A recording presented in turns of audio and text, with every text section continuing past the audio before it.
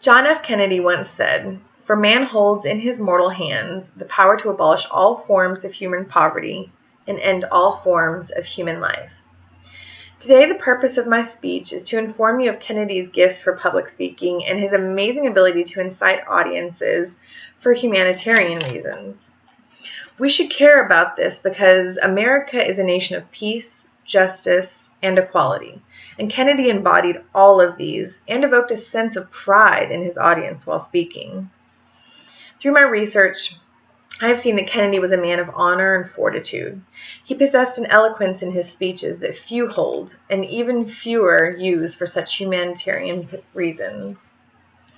Today, I will briefly discuss Kennedy's life and some of his major accomplishments. I will also tell you about one of his more famous speeches, his inaugural address. But first, let's talk a little bit about Kennedy's life. In his early years as a child, Kennedy was an unremarkable kid who was very weak and often riddled with diseases ranging from whooping cough to scarlet fever.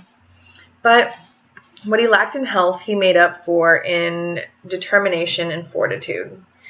He joined the military in 1941, and as the commander of a torpedo craft that was cleaved in half by a Japanese vessel, rescued one of his crewmates by dragging him over 4 miles in the water to safety on an island, spending a total of 15 hours in the water.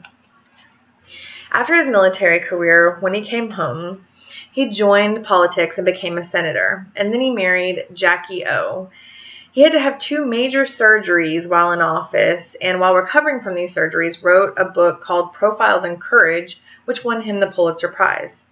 After missing his chance to become vice president, it determined him enough to run for presidency in the next coming up election, which he did win. And now that I've talked a little bit about his life, let's talk about that election that he won, which brought us to his most famous speech, his inaugural address. The purpose of his speech was to highlight humanitarian goals and encourage people to become better Americans. He gave his speech in 1961 on a cold January day in our nation's capital. He spoke with a strong tone, and his body language was poised. He was known for his clean-cut image, which was a vast opposite to his running mate. He raised his voice a couple of times during his speech to express his determination for his topic.